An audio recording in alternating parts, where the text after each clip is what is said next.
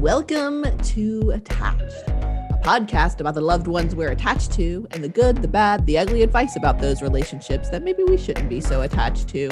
We here at Attached want to share ways to enhance your relationships and debunk all of that bad relationship advice using science. I'm Dr. Patricia Robertson out of the University of Tennessee, Knoxville. I'm Dr. Jacob Priest from the University of Iowa. And I'm Dr. Sarah Woods at UT Southwestern Medical Center. Today, Jacob will bring us something surprisingly traditional in Poppin Culture. Actually, yes. Stop it. We are on the same wavelength. We are going back to triangles. It's amazing. It's amazing. Mercy, I thought of that and was like, there's no way that one's going to be an accurate description. I just have to work harder. Then in the academic deep dive segment, we're going to discuss the academic article, You Aren't As Close to My Family as You Think. Discordant perceptions about in-laws and the risk of divorce. And then in good or bad advice, we're going to discuss advice for how to know you're parenting well. Too often parenting advice I find focuses on what we are doing wrong. And I was in the mood to focus on what we are doing well. Needed some of that positivity. If you have advice you'd like us to talk about, send it to us. You can email us at attachedpodcast@gmail.com, tweet us, Facebook us, Instagram us at attachedpodcast, or just go straight to our website, attachedpodcast.com. Send us a message, peruse the stuff that we have there. Oh, such a fantastic and informative website, some say. Also, we're now on YouTube, so please smash that YouTube subscribe button, the same or similar subscribe button in your favorite podcast app to subscribe to this podcast. And remember, rate and review us if you like it. If don't, that's fine. We appreciate you listening. But before we get to all of that, how are you all doing? Tell me stories. I miss you.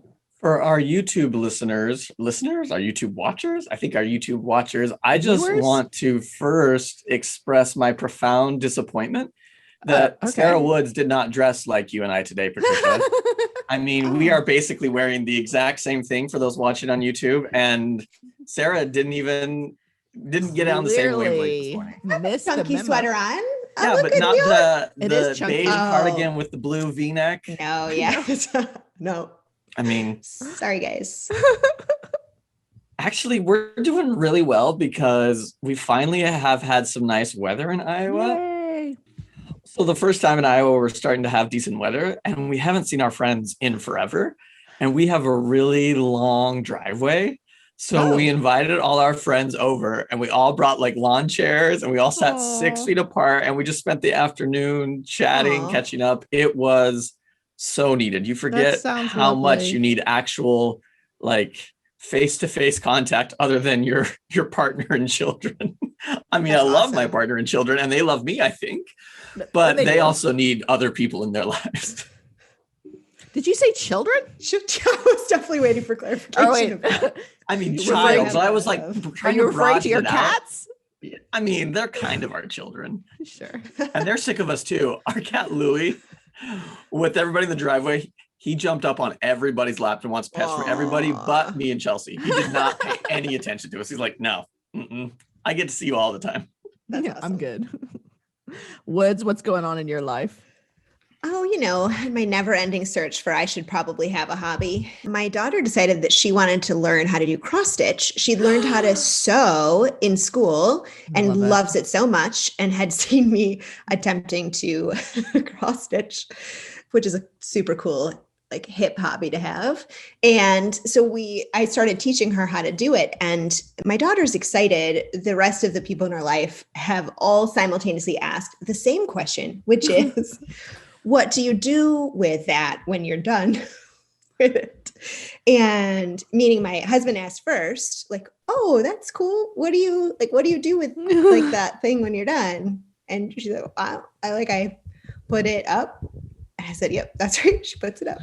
And then my mom said, oh, that's really cool. What do you do with cross stitch when you're done with it? And then put it on a sweatshirt. Well, yeah. I don't know. We're 3 shirts deep in the last week of cross stitch. I don't know how many cross stitch shirts you could have. But then my sister-in-law said, oh, that's really cool. What do you do with it when you're done? And I said, I think we're done with this hobby. So lately we have taken on a new hobby and we have put the hobby away because it was good to learn. And also I don't want a bunch of completed cross stitch projects in a bag in a closet. So I mean, maybe you should sell them on Etsy. I don't think the quality of what either of us are producing. I know, but like, I kind of feel like you could have like an Etsy fail site where like really terrible cross stitch and you could sell those like ironically. Oh, that feels like such a sad waste of my time. But I appreciate the support. I'm just looking out for you. I don't want you to give up those hobbies. Fund my thread habit. That's what you're saying. Yeah, got it. I do love cross stitching. Remember that time, Sarah Woods, about 2 years ago, we both discovered that we both cross stitch after knowing each other for 7 years. And we're like, what? We both have this hobby? What? These are the things that happen when your friends don't live in the same town with you. That's right. You miss very, very big chunks of their lives. Cross stitch is not a big chunk of my life, to be clear. Oh, yeah. Me neither. It's just a once in a while hobby. It's just a thing on the side. Nobody supports apparently. So clearly, I made my husband a cross stitch one time for Christmas, and it is hanging in our living room. Oh, that's lovely.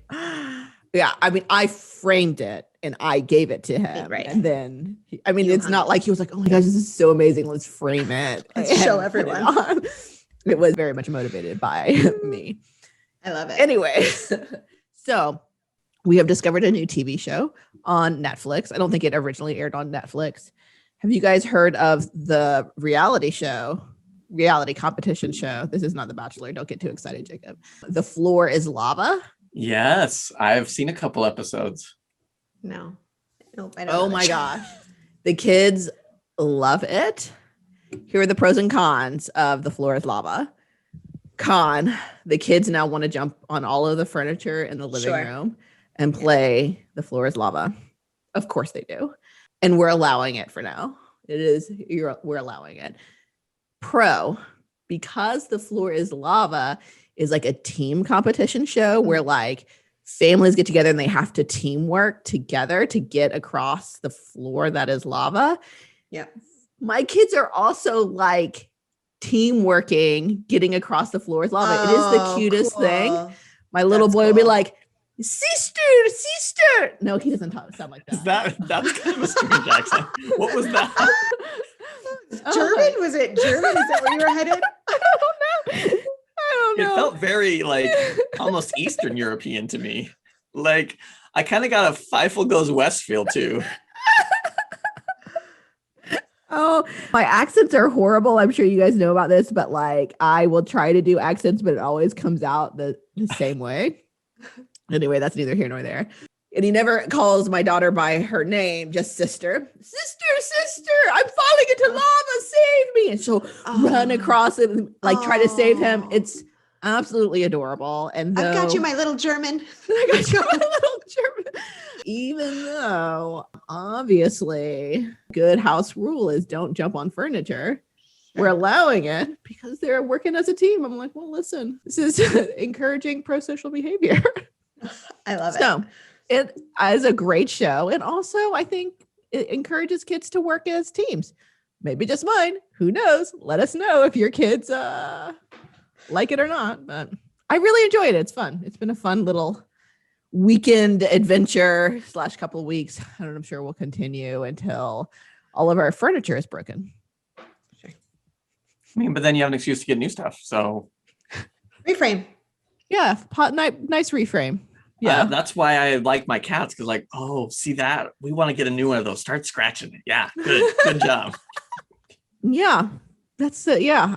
I'll try to sell that one to my husband. Like we should let them continue to jump on the furniture so we can buy new furniture. Look, there's lava over there in the kitchen.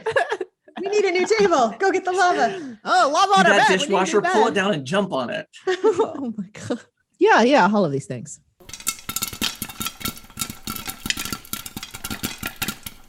First up, Poppin Culture. We learn about relationships from our friends and family.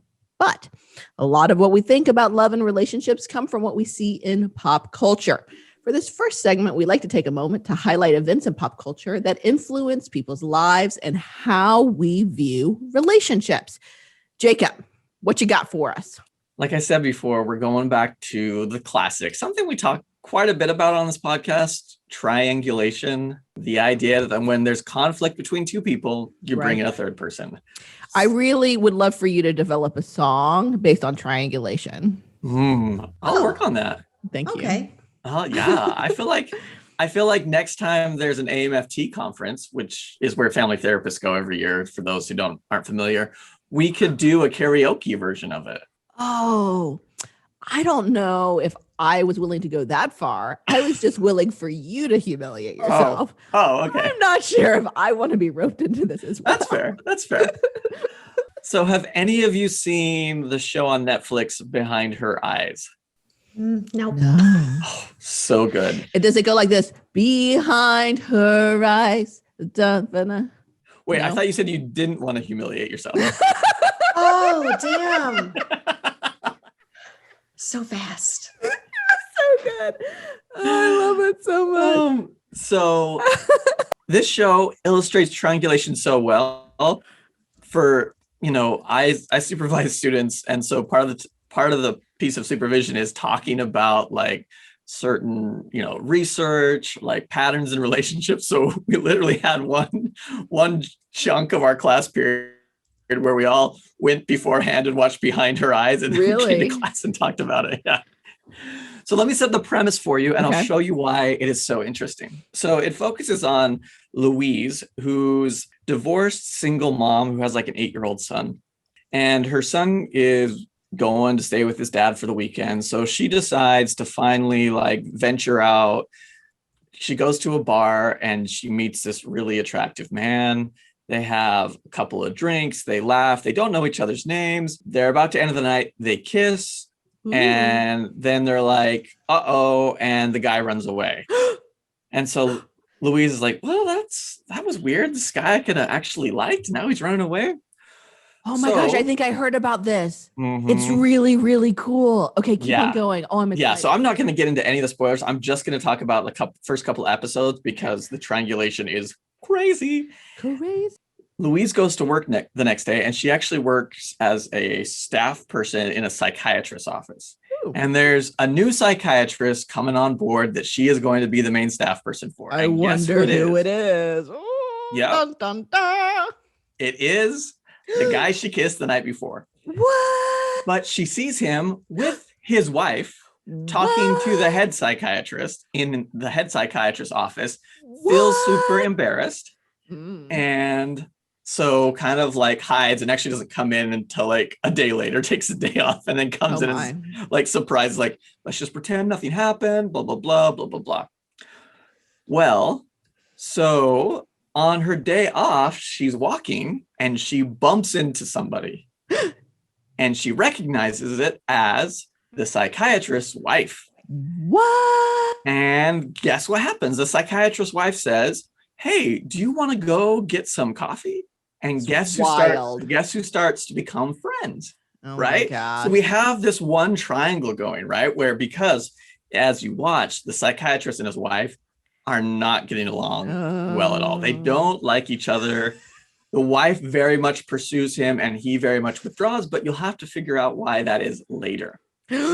So then another overlapping triangle. Oh my gosh.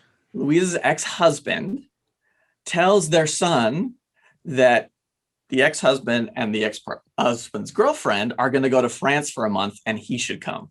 The son should come. And so, of course, the son gets excited, then naturally it automatically creates a triangle in which the son wants to go to France and the mom's like, you can't take him for a month. I'm going to be all by myself. Well, because the son's so excited, Louise acquiesces.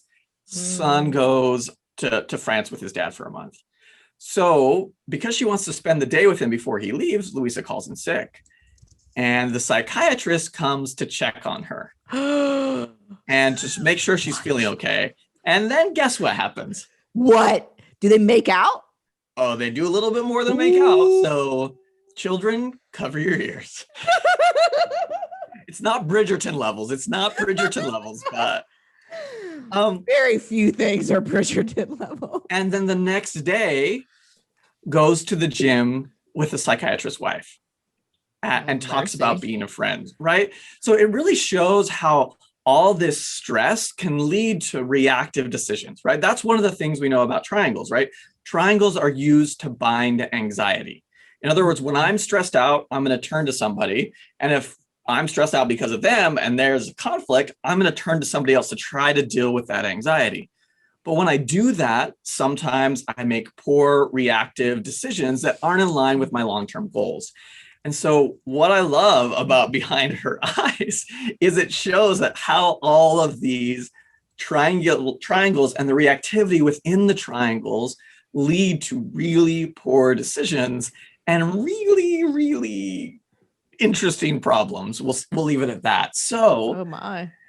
I think it's important to recognize that when all the triangles that exist in your life and times when they lead you to be reactive, right? Because in those times, it's often that you're not always going to make the best decision, even though in that moment, in that triangle, it's going to feel like, hey, this is what I should be doing. This is what I want to do. This will help me deal with this stress, this anxiety I'm feeling.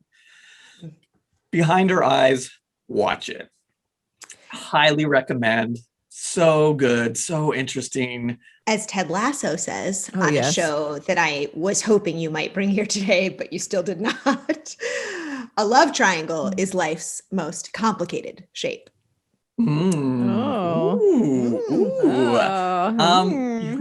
Sarah, I believe there's still one more episode left in this season. I've got my fingers crossed. It would be the first pop culture I could relate to all year. I'm just saying, maybe keep your ear to the ground. My ear to the ground. I don't know. I like it.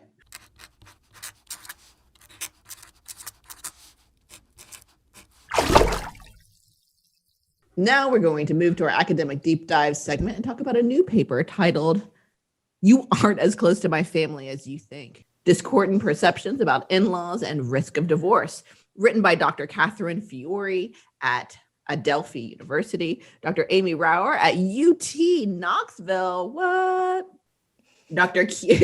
Kira Burdett at University of Michigan, and Dr. Edna Brown at UConn, and Dr. Carrie Orbuck at Oakland University. Recently published in the journal Research in Human Development, this study is an area many listeners have actually asked us to discuss in more depth. In-laws. What? Yes. I know. In-laws can be quite the trippy and tricky topic for new and not so new couples. And y'all have been hoping we'd more light on these relationships for quite some time. We listened, finally, end of season 2. Finally got there. If you're someone who's experienced difficulty navigating in-laws, you are certainly not alone. Research shows that relationships with in-laws are frequently an area of conflict in marriage. And when these relationships are rough, it can be a real problem for couples. This is especially true for women, who these authors point out are not only more likely to be connected to their own family and lean on them for support, but also are more likely to have negative relationships with their in-laws than men are.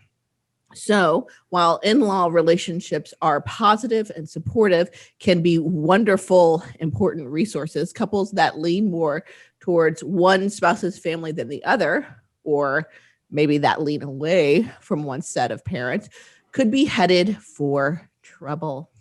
Interestingly, these authors explore relationships with in-laws from the perspective of whether spouses agree about how close they are to each other's family.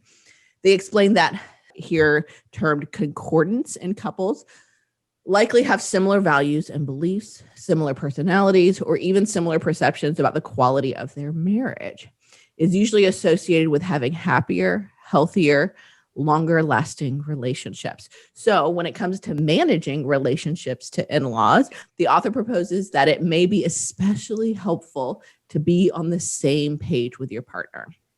So, Sarah, how did they test this similarity on in-laws idea, concordance on in-laws idea? Yep. So they hypothesized that the more dissimilar partners were, or the more discordant they were, in a few different ways. I was just thinking, like, what is the opposite of concordance? Obviously. Thankfully, thank you for the win. Jeez Louise, my brain was like, thankfully, the authors told us. They used the word discordance. I didn't come up with that. Discordance in these 4 different areas that they assess about in-laws. And that is disagreement on perceptions of balance of time spent with each other's families. Oh, interesting. Which family is the primary source of support, closeness with each other's families, whether disagreement in those areas will be linked to the increased risk of divorce 16 years later. Also, whether there would be a cumulative effect of discordance on divorce. So the more things we disagree about, is that linked to greater likelihood of divorce? So their sample was from the Early Years of Marriage Project, which was a longitudinal panel study that started in 1986 of 373 Black and white couples. These were same race couples, about 50-50, not quite, but who applied for marriage licenses for their first marriage in Wayne County, Michigan. They were followed over the first 16 years of their marriage. So what they explained is that at baseline, at year 1, then year 3, year 7, and year 16, these participants did face-to-face interviews during which they were asked about whether they divorced and when. And so this study that we're going to talk about used 355 couples that had reported about that divorce data, which is almost all of them. That's very little missing information. Yeah. At baseline, husbands were on average about 26 and a half years old, wives 24 years old. They had both an average years of education of 13, and their average income was about $31,000 annually. So there was some spread there, as there always is with income. That was average. That's just to give you some basics about who this group of couples is. And then I'm going to walk through. That's an average of 31,000 in 1986. 86. Those aren't today's dollars. Yeah. Okay. Right. I was already born. Okay. And so these could be your parents, is what I'm hearing you say. Right. That's what I was saying. My parents were married in 82, so not that far off from when these couples started being sampled, which is sort of interesting. So I'm going to walk through the actual questions that they asked them in 1986 so that our listeners can play along with these questions. Ooh, I like it. And see how they would answer, and then potentially ask your partner the same questions and see how they would answer. And the answers might be important, but really remember, these researchers are thinking about whether you agree or disagree. Over and above what your actual answers are, the concordance being important. Right. I'm going to write down my answers as you ask these questions. I'm going to play along, and maybe I'll report back next time what Chelsea and I do. We'll see if it goes well. So if you need to pause, get a paper and pencil. And paper. That's right. Yep. And next week we might find out if Jacob and Chelsea are headed to divorce or not. Stay tuned. They're not. That's not what these researchers would not say this. They did not set up this study like a game. I was playing it like a game. Just to be clear, these researchers are world class. I just thought this study was so much fun. I was literally playing along in my head. So the first area they ask about is time spent with each other's families. So the question is, as a couple, would you say you spend more time with your own family, more time with your spouse's family, or about the same amount of time with both, or no time with either? Yeah. Yes. So they, of course, captured the answers, but then they categorized the couples and whether they agreed or disagreed in the variable. So examples of how they could have agreed or disagreed was that they could have agreed, for example, that it was very wife focused. They both could have said, we spend more time with her family. They also could have disagreed on which spouse's family they spent more time with. Or another example would be the wife says it's really balanced amount of time, but the husband says, no, we're spending more time with her people. So only 58% of their sample agreed on who they spent the most time with, which is not a lot, which is where I first started getting interested in, I wonder what my partner would say, but also what my friends might say, and the listeners who asked us to talk about in-laws, what they might say. And so anyways, the second area would be about which family you call on for advice or help. The question being, as a couple, whose family would you call on for advice or help if you needed it? Your own family, your spouse's family, each family about equally, or neither family. And in this area, only 42% agreed. If they agreed, they most often agreed that it was balanced, but most of them did not agree. So then they asked about closeness to husbands' families and closeness to wives' families. So these are the last two of the 4 areas. First question being, how close do you think your spouse feels to your family? How close do you feel to your spouse's family? So here they could have a few different categories, right? Based on what you feel and also what you think your spouse feels, but then what your spouse feels and what your spouse thinks you feel, right? So, for example, both spouses could agree that the wife is not close to the husband's family, or the wife could think that the husband's not close to her family, but he thinks he's close. So in these 2 areas, there was a lot more agreement. So 86% agreed on the wife's closeness to the husband's family. 84% agreed on the husband's closeness to the wife's family, which is really interesting. And so you now have your answers. You can also pause and get your spouse's answers before I Wait, what was the reveal response? results. What was the response categories for 3 and 4? Was it a Likert scale? For how, like for each item, you mean? Yeah. So number 1, like, was it my own, your own, or, like all those, but what 3 and 4, how do I rate this? Cause I got to make sure You are like, how do If I we're rate, like properly- very close, not close? If Like, we're what are properly my response categories? Playing along here. Oh my gosh. Okay.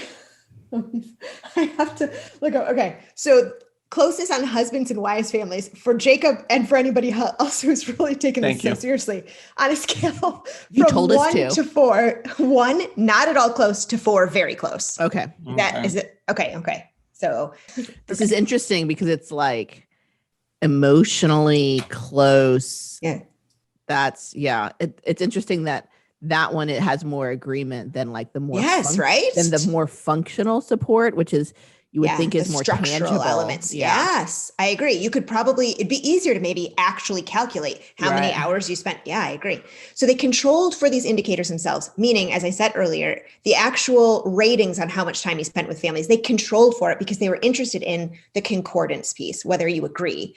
They also controlled for race, income, education, in-laws, marital status in these partners' own youth. So whether they were in married families that stayed married, and whether they had a kid before marriage. So some of these other variables that we know may impact the long-term, quote, success of the relationship. Right. So what they found was that only 22% of couples agreed on all 4 variables. So if you're at home playing along and you found an area you didn't agree, you are in the majority.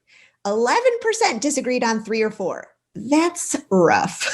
That's a lot. That's a lot. Where they tested whether or not these things predicted divorce, looking at the time to divorce across 16 years.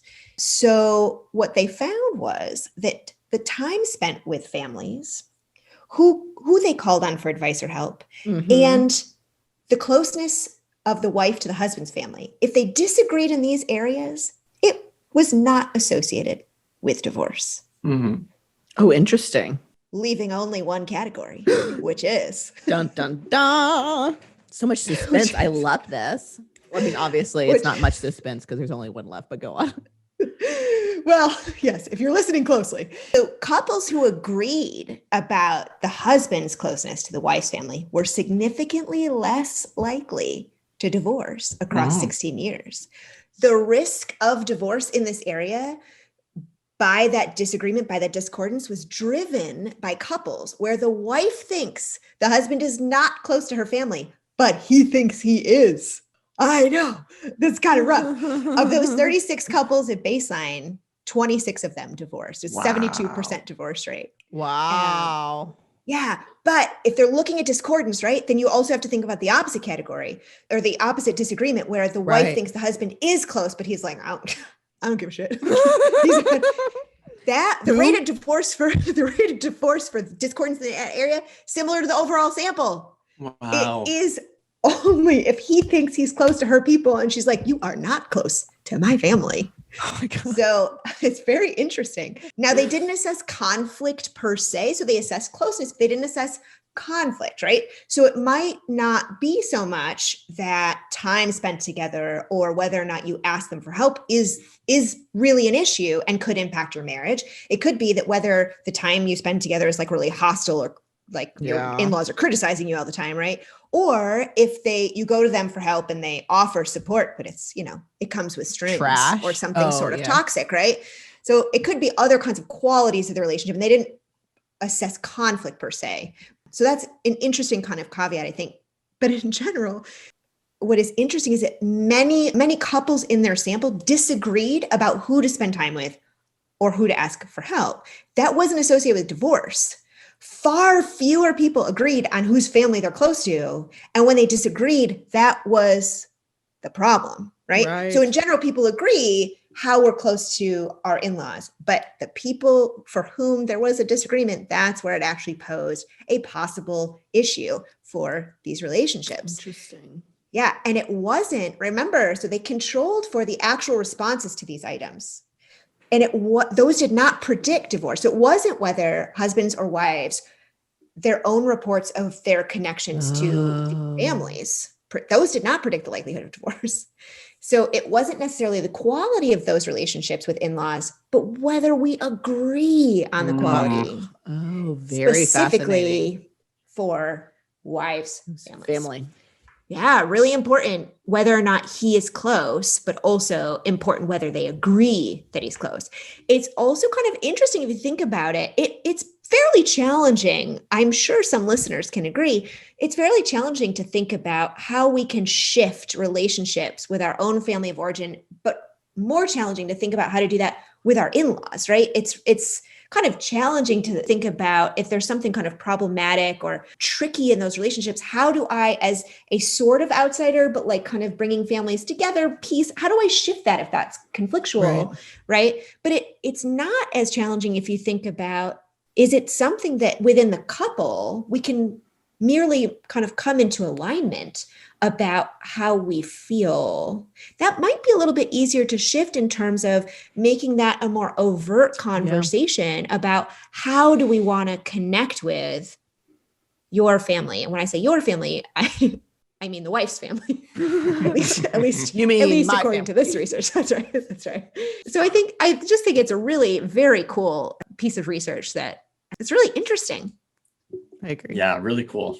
Very, very fascinating. And I love that it does kind of give us something tangible that we can try and fix. And let us know how you guys did on this quiz. I'm so fascinated by what you guys think.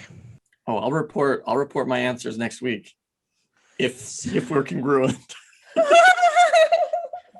Yeah, no skipping to the one category just because you know what the results said. All four. You got to do all four. No cheating. Woohoo! Boo! Woohoo! Yeah! Finally, time for good or bad advice, where we talk about pervasive relationship advice in our culture. We hear about relationship advice from our parents, family, friends. We see advice about how to be in relationships from movies and TV shows. And we read endless advice spewed at us on the social medias, blogs, and all these numerous top 10 lists. But a lot of it just isn't actually good for our relationships. So this is the part of the show where we use science, mind you, to decide if the advice is good or bad. If you have seen or heard some advice you'd like us to talk about, send it to us. Email us at attachedpodcast@gmail.com or get at us on the Twitter, Instagram, Facebook at Attached Podcast, or just go to attachedpodcast.com and send us a message from there. While you're at it on the World Wide Web, please rate and review and subscribe to our podcast on your favorite podcast app or YouTube. And of course, as always, share it with your loved ones. You know that they want to hear this.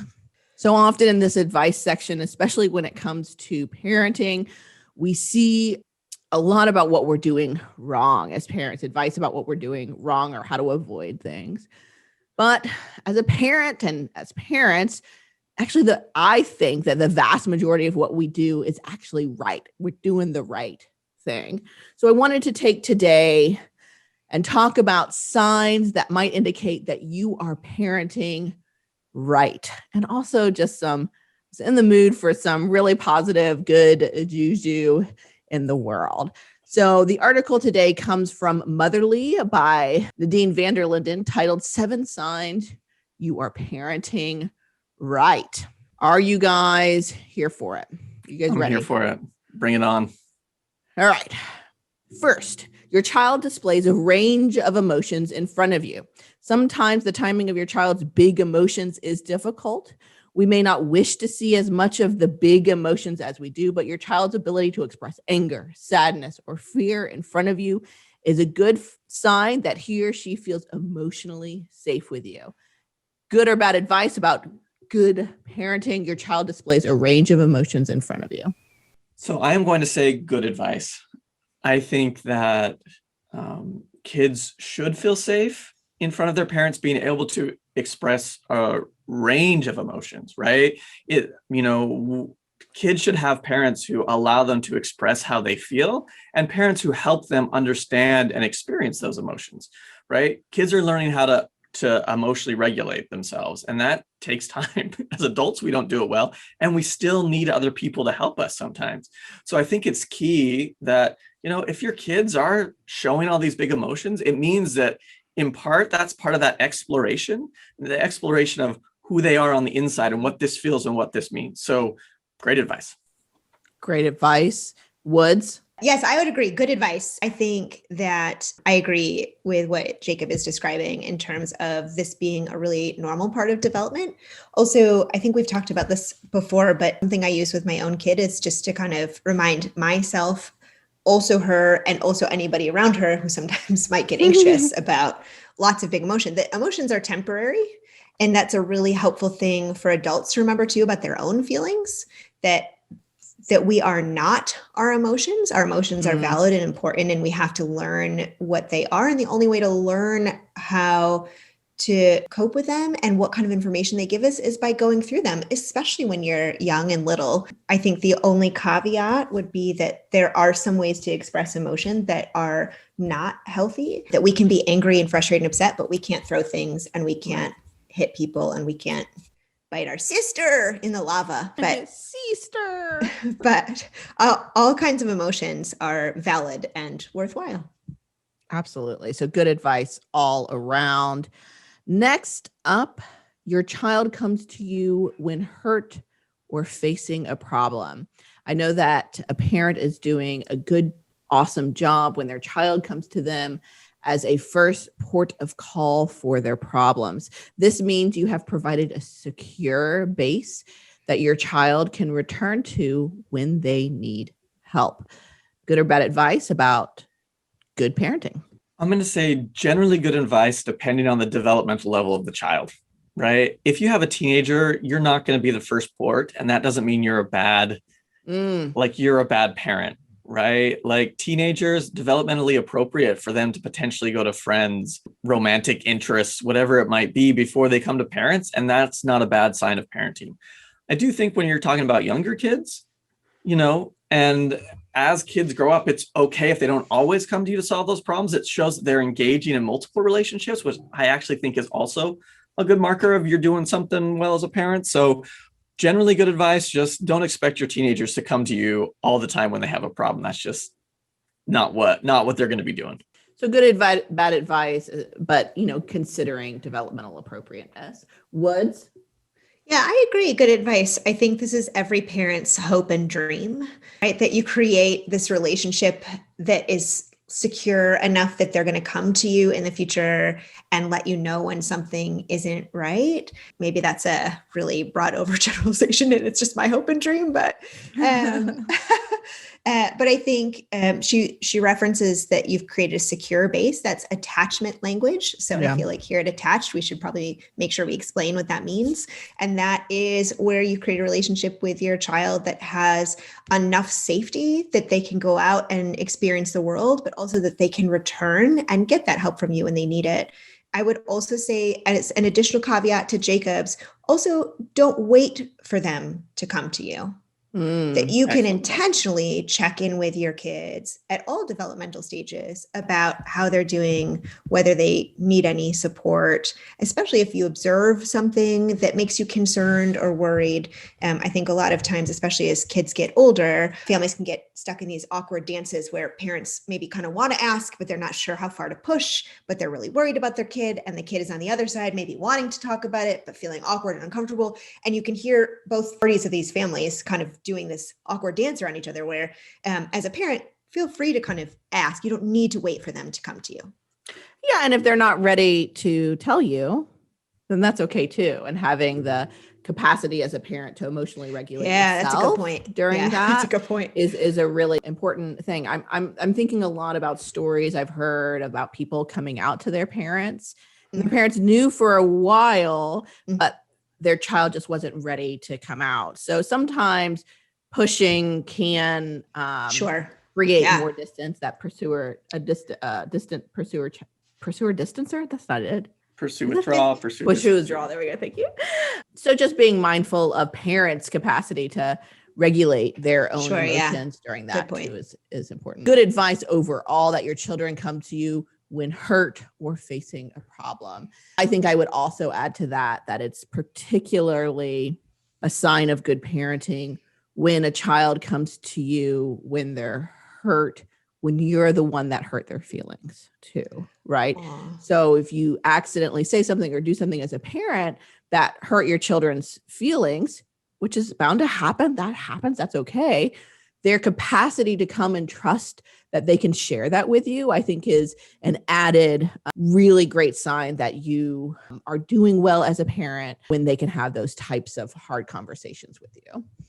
Next up, your child can discuss thoughts and feelings without fearing your reaction. I think this kind of builds accidentally on what we were just referring to. This is a positive sign of accepting, open, and flexible parent-child relationships. Some parents unwittingly restrict communication with their child through their behavior, such as overreacting to thoughts or feelings they don't like, or those that question their behavior as a parent. So good or bad advice, your children can discuss thoughts and feelings without fearing your reaction. So I think for the most part, good advice, right? Like you want your kids to be able to come to you and show how they feel, right? And I think too, like it's okay for you to have big reactions as a parent, as long as you're like expressing those appropriately. Right. Like, I think that trying to say like, okay, I don't want the message to come across as be a stoic parent. Like, no, I don't have any feelings, right? That's not going to facilitate this type of conversation. So showing your own emotions, I think is a good thing, but showing them in a way that is a response that is not harmful, that is not shaming, that is not hurtful is important, right? So I don't think parents can't or don't have large emotional reactions. I have an 8-month-old and I have large emotional reactions to him sometimes. And I think that those are going to be a part of this process. So you want to create the safe space, but also don't turn yourself into a robot, I guess is what I'm saying. And I don't think that's the advice that she's writing about, but I think it could be interpreted that way. So good advice with that caveat. Good advice with the caveat of don't become a robot. Woods? Yeah, I agree. I think there is, and research would suggest that there is value in parents sharing their own emotions and not making that a really veiled response. But I agree with Jacob that sharing about those in a way that's appropriate and not really critical and not dismissive and not rejecting means that you get to share that you're angry or upset or disappointed or worried, or that you need a break to come think about what they've shared and come back to that conversation, and handling those in ways where you're kind of monitoring and your own reactivity and soothing that as much as possible while still being transparent about your emotional reaction is only a fabulous way to model how to do that for your kids so that they have the ability to do that themselves. Now, that being said, I don't think that that takes all the fear away from kids coming to their parents with stuff that they have done wrong or that they're scared about, or et cetera. That fear can still exist. I think they're pursuing those conversations, even if they're nervous about it, is really, really important. But I think the distinction is, are they afraid that you're going to criticize them, reject them, push them away, judge them, be mad at them in a way that they can't recover, we can't repair, is really kind of the problematic flag there. So good advice. I think what I would add to that is one of these situations where children are processing big emotions, maybe something scared them, maybe something made them nervous and they want to talk about it. The fear of the parent making that situation about them, it would be inappropriate, them being the parent. So, well, you're talking about this, I'm experiencing these emotions. While it's good to experience those things, we don't want to flip it all the way to the parent processing their own emotions in front of the child and putting the burden on the child that they're already feeling these really big emotions to also try and handle the parent's emotions. Sure. So that's a concern. What I hear that you got when you guys are talking about the parents are allowed, of course, to have emotional reactions, but let's not make it about the parent if the child is going through something and trying to process something. Yeah, good point. The other thing too is this is hard. Like if you don't handle this situation perfectly, trying to work through processing these big feelings and events or something that happened to your child, and you do something reactive, you can apologize after. Say, you know what, I really shouldn't have done that. I'm really sorry I got mad at you for that. That wasn't fair for me. Can we try again doing this? And if those patterns are kind of ingrained, it's hard to do that when they're older. But if you can do it in a developmentally appropriate way and start when the child is very young, you're also modeling how to not be perfect and how to apologize afterwards. So that, I think, are some things that I would add to you guys' wonderful feedback about good advice. So next up, your feedback is not critical or labeling. Awesome parents give non-critical feedback about behavior and avoid labels such as bad, naughty, greedy, and lazy. If your child eats all of the chocolate biscuits or cookies, this is clearly a British thing, before anyone else has a chance to share them, an awesome parent focuses on the behavior. You ate all of the biscuits without sharing. It is important in our home that you share with your siblings. How do you think you could make this up for the family? This is very different from saying, you greedy little girl, go to your room. Good or bad advice? I think this is good advice. I do have a caveat though too, because I think sometimes on Instagram, you can see all of these people that are going to post like things you should never say to your child, right? And I agree, criticism and labeling and shaming shouldn't be involved in parenting, but I also don't think that policing your words to such an extent is going to be helpful, right? Like I sometimes worry that, like if parents are inundated with all the things they shouldn't say, they're not going to have any vocabulary. And avoiding shaming and blaming and labeling are important. And also knowing that you can repair those relationships when you make a mistake. So if you're so worried that you might say the wrong thing that you just don't say anything, that's bad advice. So I don't think she's going this realm, because I think focusing on criticism, on labeling a person's character or who they are based on their behavior is problematic, especially for kids. But I do think that it's important too to know that parents are going to mess up.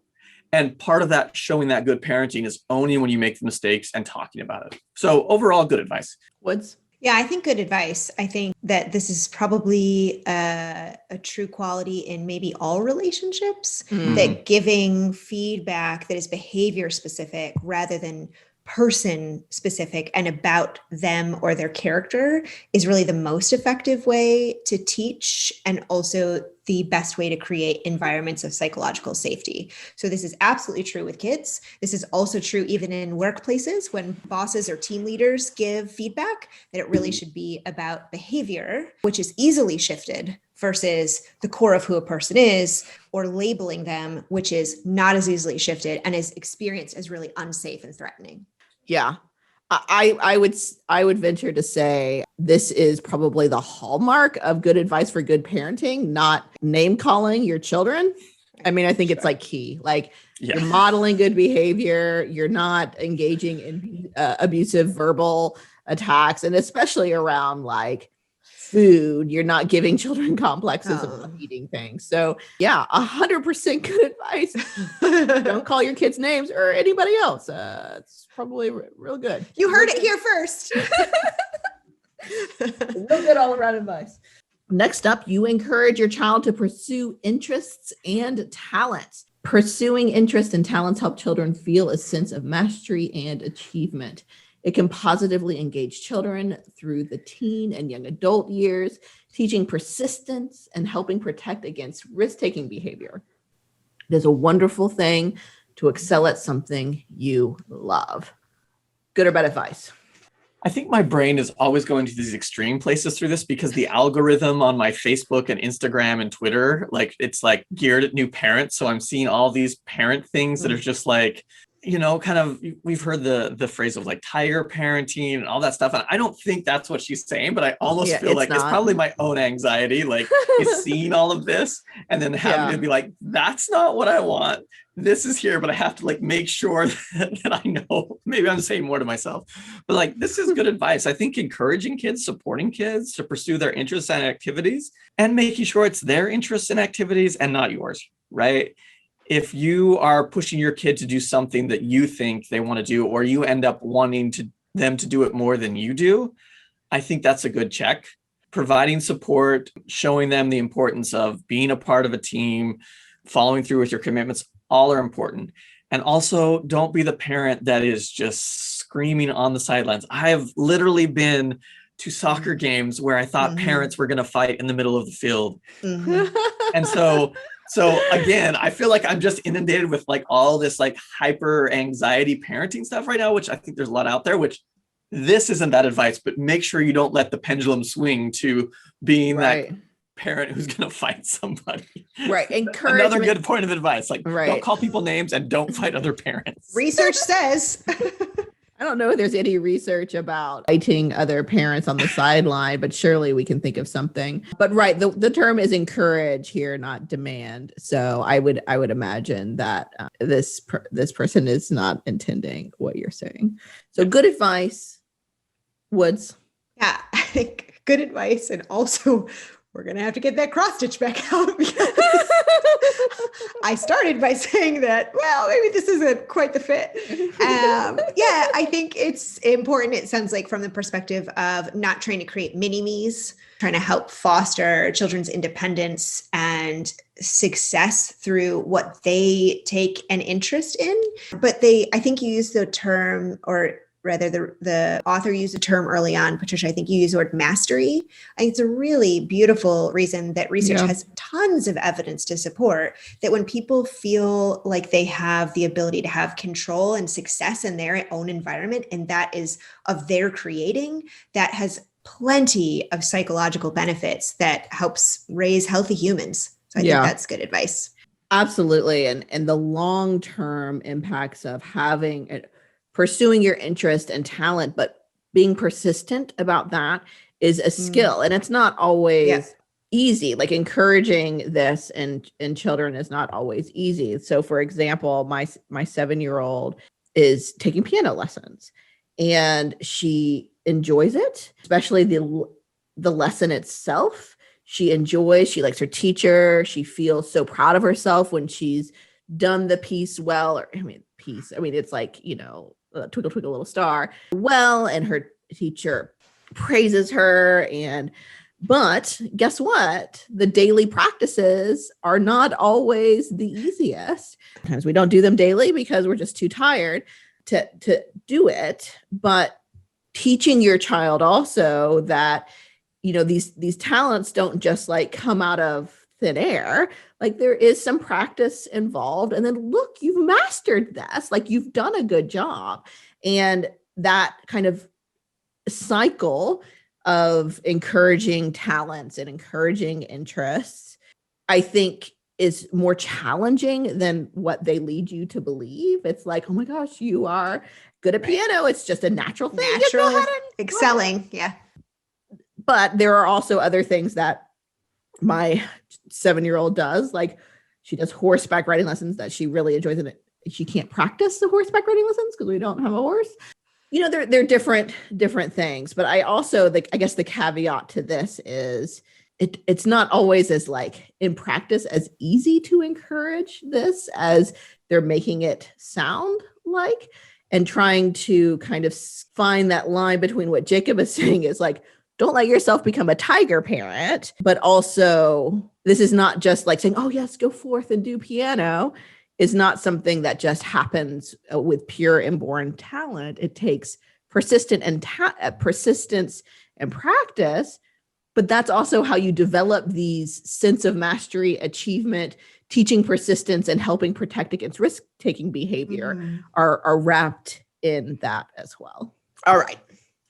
So last but certainly not least, you create boundaries on behavior to keep your child safe. Awesome parents guide their child's behavior by setting considered boundaries and limits. Children without limits and boundaries often end up in a lot of trouble or are lost. Boundaries help children feel loved and valued, even if they don't like the boundaries some of the times. Some examples of helpful limits include bedtime routine, respectful language towards family members, and not permitting teens to attend parties where alcohol is supplied, for example. Good or bad advice? Great advice. I think we're fans of boundaries on the Attached podcast. And just because kids are upset at the boundaries doesn't mean that they're bad boundaries. Right. Sure, boundaries need to change and be flexible as kids grow up, but sometimes we learn about that flexibility when there is that tension around the boundary, right? And sometimes you need to hold that boundary for the safety of the child. And sometimes it's a point where there needs to be